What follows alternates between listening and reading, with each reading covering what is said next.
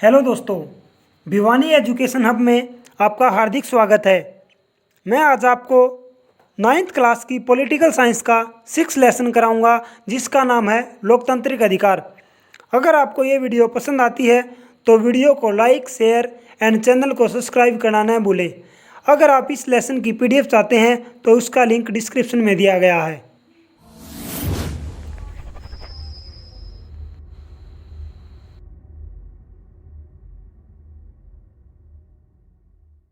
जिसका नाम है लोकतांत्रिक अधिकार।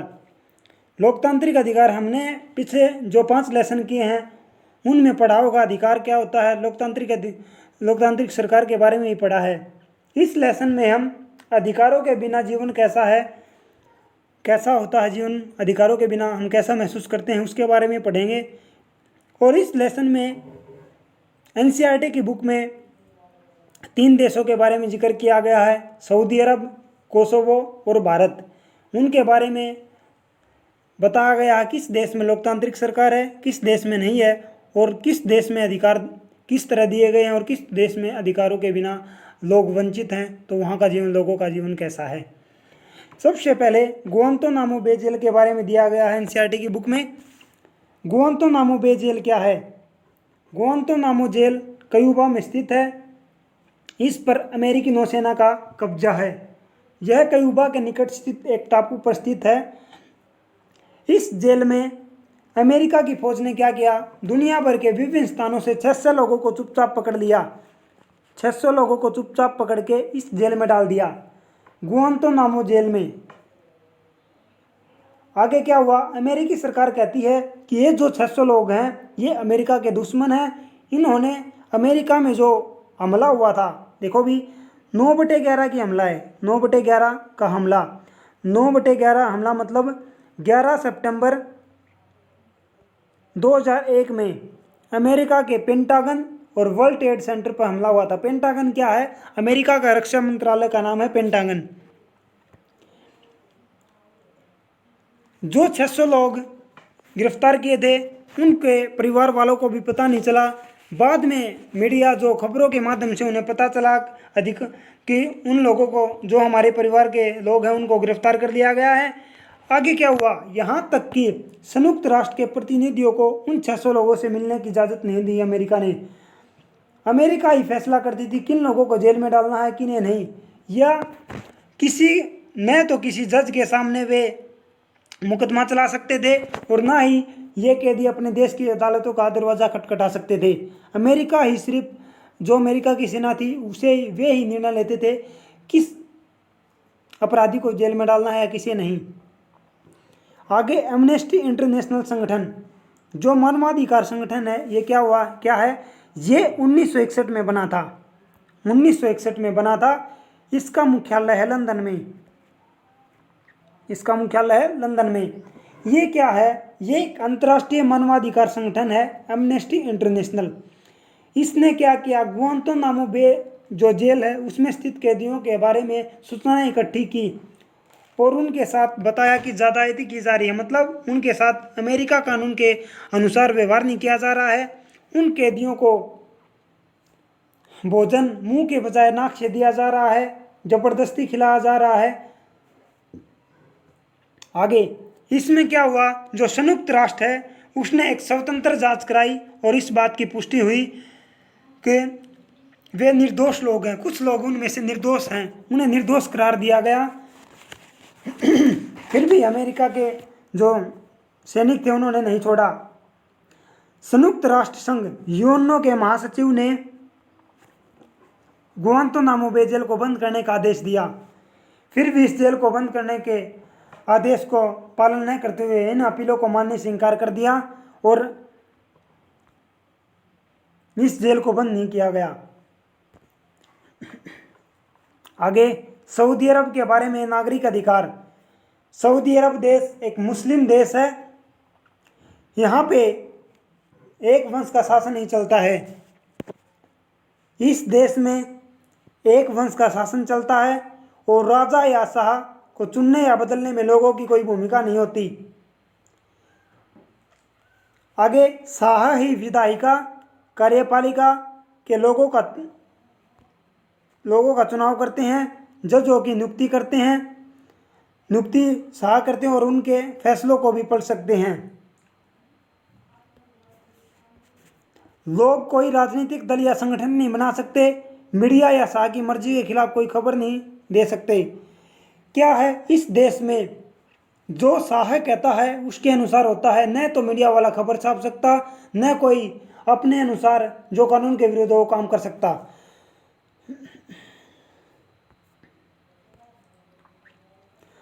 कोई भी लोग राजनीतिक या संगठन नहीं बना सकते, मीडिया के शाह के खिलाफ कोई खबर नहीं छाप सकती। आगे, कोई धार्मिक आज़ादी नहीं है, सिर्फ मुसलमान ही यहाँ के लोग यहाँ के नागरिक हो सकते हैं। यहाँ रहने वाले दूसरे धर्मों के लोग घर के अंदर ही अपने धर्म के अनुसार पूजा पाठ कर सकते हैं। इस देश में मुस्लिम के अलावा जो भी धर्म है, ईसाई है, हिंदू है, कुछ भी जो भी अन्य लोग हैं, वे अपने धर्म के अनुसार अपने घर के अंदर ही पूजा पाठ कर सकते हैं। अगर सार्वजनिक स्थानों पर उन्होंने उनके आदेशों का पालन नहीं किया तो उनके खिलाफ सख्त कार्रवाई की जाएगी, ऐसा उनका आदेश है। औरतों को वैधानिक रूप से मर्दों से कमतर का दर्जा मिला हुआ है, जबकि औरतों को वहां वोट डालने का अधिकार नहीं है। पिछले कुछ दिनों में स्थानीय निकाय के जो चुनाव हुए थे उनमें पुरुषों को वोट डालने का अधिकार दिया गया, लेकिन वहां महिलाओं को भी वोट डालने के इस जो अधिकार दिया गया वहां भी इस अधिकार से वंचित रखा गया। ये बातें सिर्फ सऊदी अरब पर ही लागू नहीं होती, दुनिया में अनेक देश ऐसे हैं जहां ऐसी स्थितियां मौजूद हैं। आगे कोसोवो देश के बारे में दिया गया है। कोसोवो में जातीय नरसंहार। कोसोवो पुराने यूगोस्लाविया का एक प्रांत है जो अब टूटकर अलग हो गया है। इस प्रदेश में अल्बानियाई लोगों की संख्या बहुत ज़्यादा थी, पर पूरे देश के लिहाज से सर्ब लोग बहुसंख्यक थे। उग्र राष्ट्रवाद के भगत मिलोसेविक ने यहाँ के चुनाव में जीत हासिल की। क्या है यूगोस्लाविया? क्या है यूगोस्लाविया? इसमें क्या है, जो यूगोस्लाविया है, यूगोस्लाविया एक पहले पूरा देश हुआ करता था, इसके टुकड़े नहीं हुए थे। जो भी 7 देशों में जो बटा हुआ है वर्तमान में, ये पूरा एक देश था। यूगोस्लाविया की राजधानी है बेलग्रेड, जो यूरोप महाद्वीप का देश है। इसकी राजधानी है बेलग्रेड।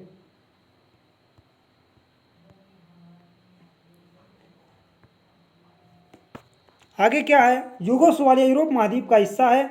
वर्तमान में इसके 7 देश जो इसके प्रांत थे वे अलग अलग हो चुके हैं। जो यूगोस्लाविया देश है, इन्होंने गुट निरपेक्ष के संस्थापक देशों में भी था। ये गुट निरपेक्ष के संस्थापक देश कौन कौन से थे? गुट निरपेक्ष में एक तो थे भारत। भारत क्या है? भारत, मिस्र, गाना, इंडोनेशिया,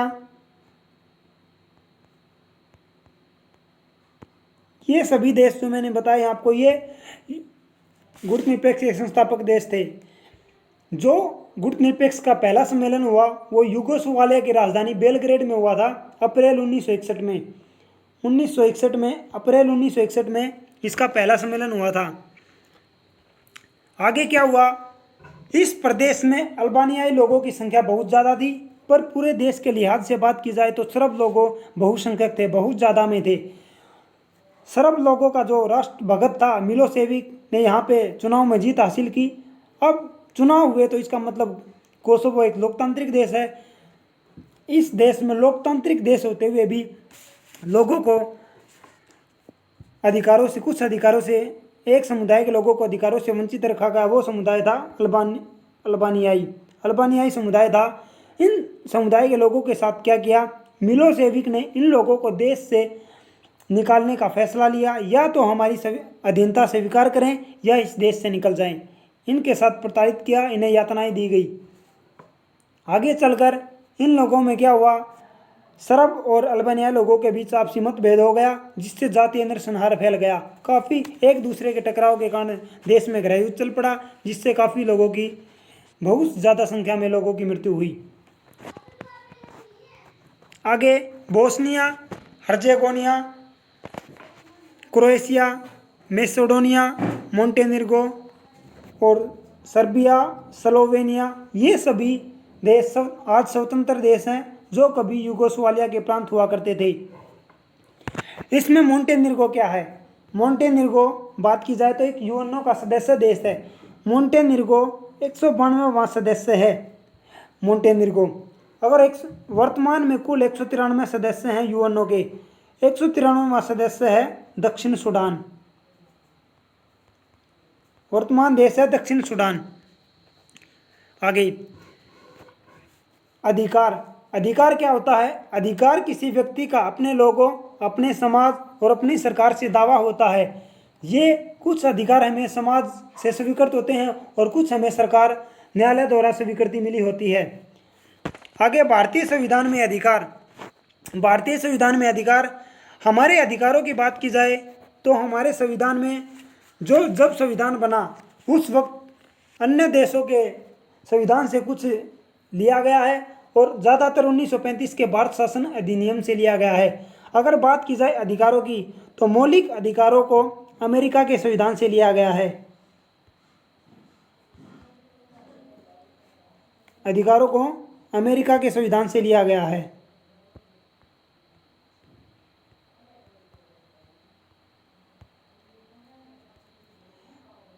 मौलिक अधिकार। मौलिक अधिकार शुरुआत में 7 मौलिक अधिकार दिए गए थे, लेकिन वर्तमान में 7वां अधिकार जो संपत्ति का अधिकार था वो मौलिक अधिकार से हटाकर कानूनी अधिकार बना दिया है और उन्हें संविधान के अनुच्छेद 300 क में डाल दिया गया है। संविधान के अनुच्छेद 300 क में। आगे कानूनी अधिकार क्या होता है? कानूनी अधिकार वे अधिकार होते हैं जो सरकार बनाती है, जो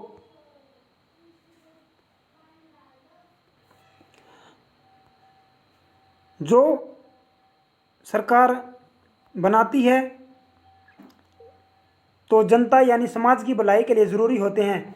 ऐसे अधिकारों के नागरिक न्यायालय में मुकदमा नहीं कर सकता और सरकार के खिलाफ नहीं जा सकता, बशर्ते इन कानूनों में मौलिक अधिकारों का हनन न हो। अगर एग्जाम्पल के तौर पे बात की जाए तो जैसे वर्तमान में अगर सेंट्रल गवर्नमेंट में मोदी की सरकार है, हरियाणा में मनोहर लाल खट्टर हरियाणा के सीएम है, बीजेपी की सरकार है।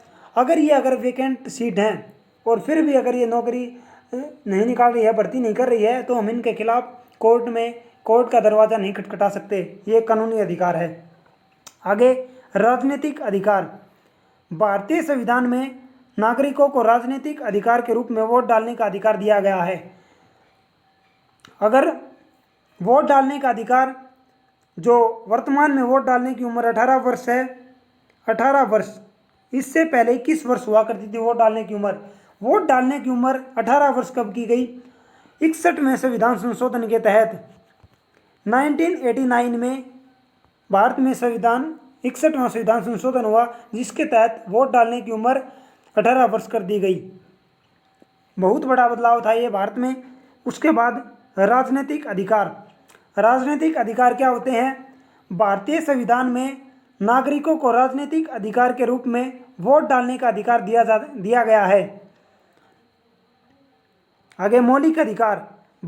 मौलिक अधिकार वे अधिकार जो मनुष्य के जीवन जीने के लिए बुनियादी अधिकार होते हैं, उन्हें मौलिक अधिकार कहा जाता है। भारतीय संविधान में 6 प्रकार के मौलिक अधिकारों का वर्णन किया गया है और जो 7वां मौलिक अधिकार था, जो अब संपत्ति का अधिकार बना दिया गया है, वो 300 क में डाल दिया गया है। 6 अधिकार कौन कौन से हैं? समानता का अधिकार, स्वतंत्रता का अधिकार, धार्मिक स्वतंत्रता का अधिकार, शैक्षणिक और सांस्कृतिक अधिकार, शोषण के विरुद्ध अधिकार और संवैधानिक विचारों का अधिकार। आगे मैं आपको बता देता हूं कि संविधान में जो अधिकार दिए गए हैं वे अधिकार हमारे संविधान के अनुच्छेद, जो मौलिक अधिकार अमेरिका से लिए गए हैं, 12 से लेकर 35 तक मौलिक अधिकारों का जिक्र किया गया है। आगे समानता का अधिकार। समानता का अधिकार है जो वो संविधान के अनुच्छेद 14 से लेकर 18 तक इसका वर्णन किया गया है।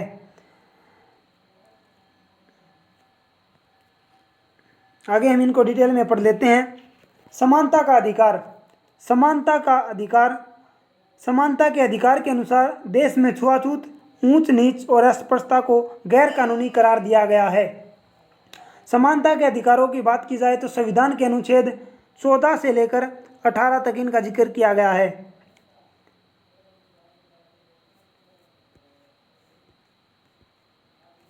आगे इसमें स्वतंत्रता का अधिकार क्या है? स्वतंत्रता के अधिकार के अंतर्गत देश में कोई भी नागरिक बिना रोक टोक के कहीं भी आ जा सकता है, कोई भी कार्य यानी कि रोजगार कर सकते हैं, अपनी अभिव्यक्ति को प्रकट कर सकते हैं। स्वतंत्रता के अधिकार जो संविधान के अनुच्छेद 19 से लेकर 22 तक इनका जिक्र किया गया है। आगे धार्मिक स्वतंत्रता का अधिकार। भारतीय संविधान के अनुसार किसी भी धर्म को संरक्षण नहीं प्रदान किया जाता, अर्थात व्यक्ति अपने धर्मों का पालन स्वयं कर सकते हैं, उनको किसी भी प्रकार की रोक टोक नहीं है। धार्मिक स्वतंत्रता का अधिकार है वे अधिकार संविधान के अनुच्छेद 25 से लेकर 28 तक धार्मिक स्वतंत्रता के अधिकार के बारे में इनका वर्णन किया गया है। आगे शोषण के विरुद्ध अधिकार।